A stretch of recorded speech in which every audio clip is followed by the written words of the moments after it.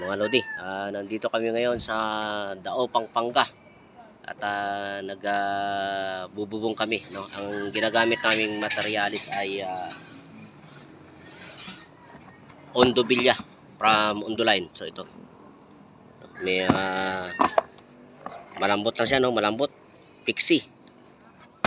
Parang ano ito, parang asfalto.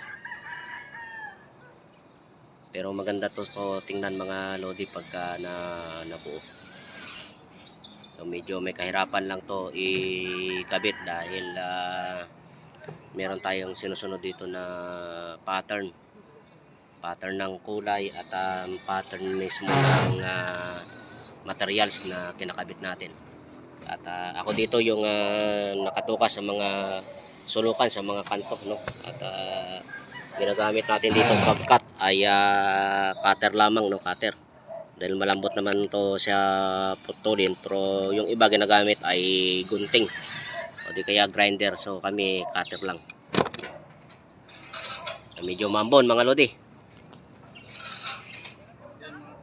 Good morning mga Lodi. O sige, tabas. So ganyan lang mga Lodi, no? Cutter lang ang gamit sa pagtabas. Oh, nanginginig ka na kanina. Galing-galing mo. May video eh. Ngayon may video na, nanginginig ka na. Sige, ipagkitan ko na rin. So ayan, yung cutter lang, cutter. Ayan mga Lodi, mabilis lang kung mag-cutting. Ayan, tsaka yung apak, huwag kayong aapak sa walang parlina, gaya nyo, no? Yan yung apak namin sa may parlina. At huwag din apakan yung bukol, kasi yung bukol niyan kahit may text screw mayuyupi yan. So pinaka-safe na pagtungtong sa ganito, yan.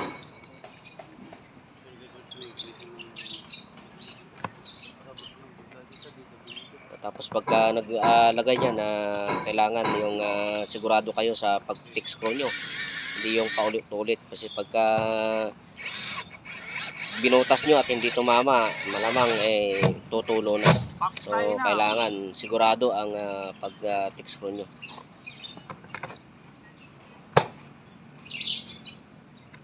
So para to halos ano na to, 70% na ang nagawa namin, at ito kailangan matapos to ngayong araw na to para makalipat kami sa kabila. Malagyan na to ng ridge cap.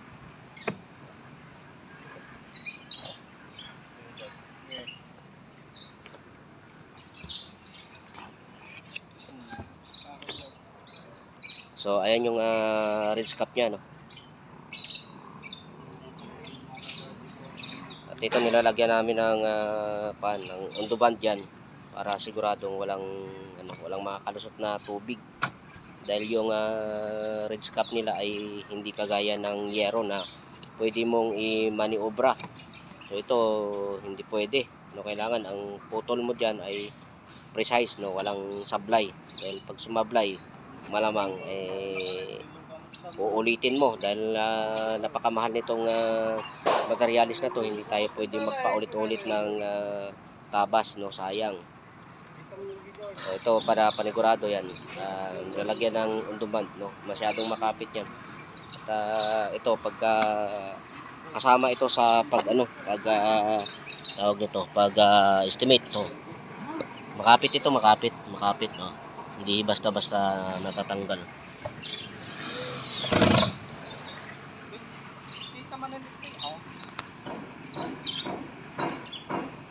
Tatlo lang kami ang gumawa dito dahil medyo malaki ang gastos nito, no? Yung transport pa lang namin dito papunta rito ay medyo costly na, kaya minabuti kong tatlo na lang kami. Total tatlo lang din naman kami ang nakakaalam ng pagkakabit nito. So hindi pwede ang maraming tao dito sa taas.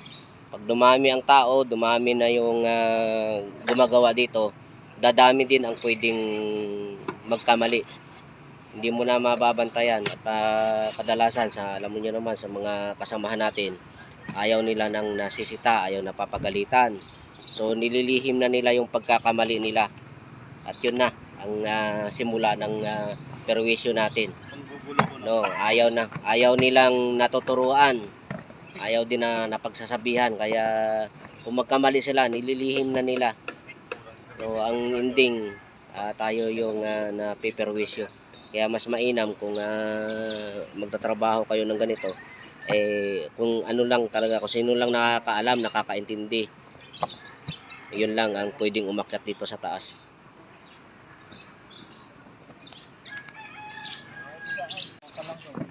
So mga lodi, no, pwede siyang tungtungan, pwede tungtungan.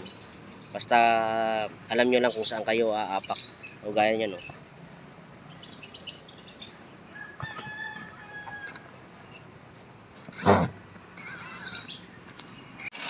So ito mga lodi, no, dahil medyo maramihan yung puputulin, grinder lang gamit.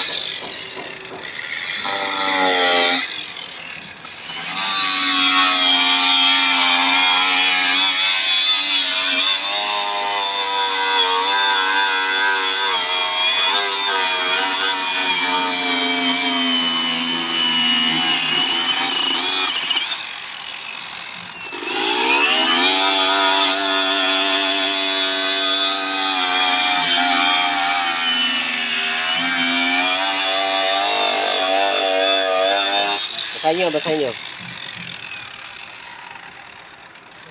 Kailangan basahin ng tubig yung yung talim ng grinder para hindi kumapit. Ayan, ito na, umusok na, oh. Maganit, kabilaan.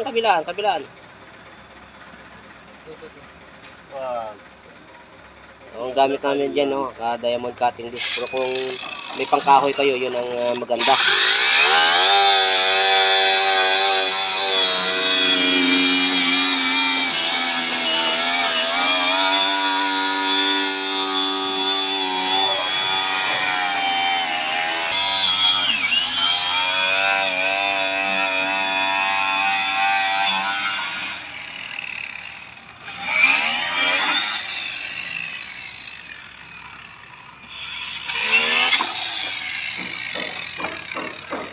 Tingin nga daw siya ng pagkakaputol. Ganda, diretso. Oh, ayan, oh. Natural lang yan na may mga rebaba, no. Malagkit. Malagkit kasi may may halong asfalto yung materialis na. Medyo kung gusto niyo mabilisan grinder, tatlong patong para medyo mabilis-bilis. Pero kung isahan lang, gaya nun sa mga sulukan, ay cutter lang. Sobra na.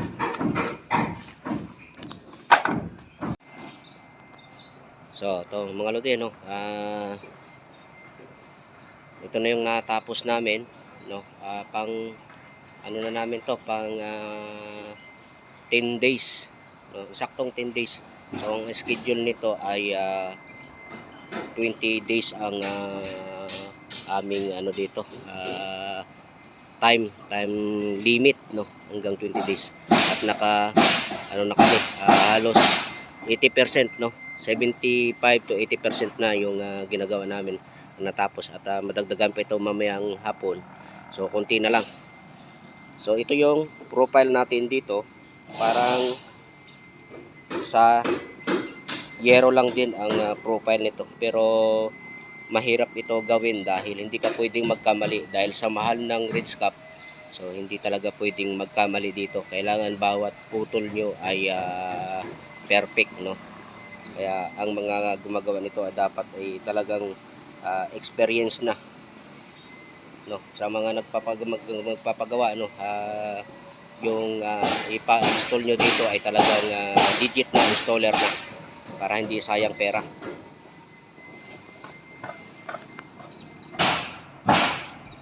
Magandang itsura nitong bubong na to.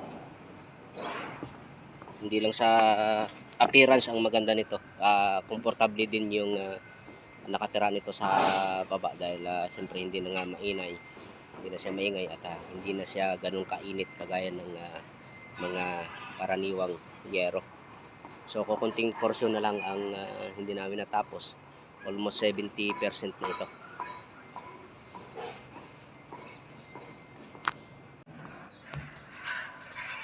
So ito na mga lodi, no. Patapos na to yung gawa namin dito sa may Pampanga. So yung ginagawa nila doon sina Munching tsaka ni Reggie, dino-double check na lang nila yung mga thick screw na maluwag. Iikutin nila lahat yan para makita kung may maluwag na thick screw. So dapat yung thick screw niyan ay halos ganyan, no, yung pagkakabaon, hindi pwedeng maluwag. Kasi nung kinabit to, medyo medyo may kalambutan tong kinakabit natin, yung undubilya, no. So habang nainitan ng araw ay lumalapat siya, kaya kailangan natin i-check yung mga kung lumuwag yung mga thick screw. Kaya yan yung ginagawa na lang nila. Putan na lang yan. So patapos na to. So inabot kami rito ng 15 days. 15 days namin to natapos.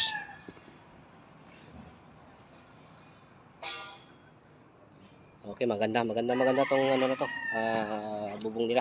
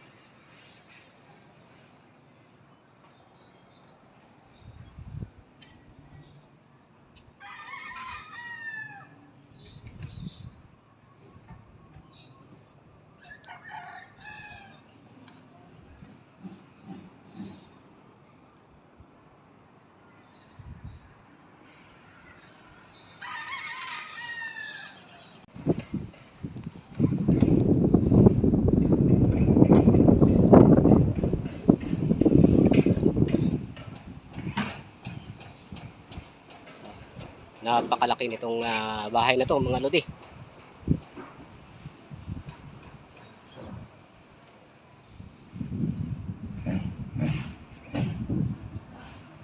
So maglilinis na lang kami dito, maglilinis na lang.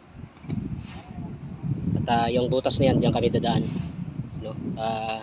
Maiwan na yung dito, isang tao, para takpan yan. Din diyan kami dadaan sa kabila na maglalaki kami nakadaanan diyan.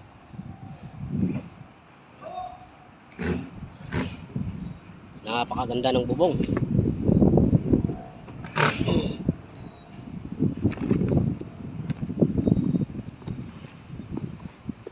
So mga lodi, no, Sa liig mga lodi. lang mga lodi, no, pakisuyo na lang mga lodi, no, kung gusto niyo to yung video namin, at paki-subscribe na lang mga lodi.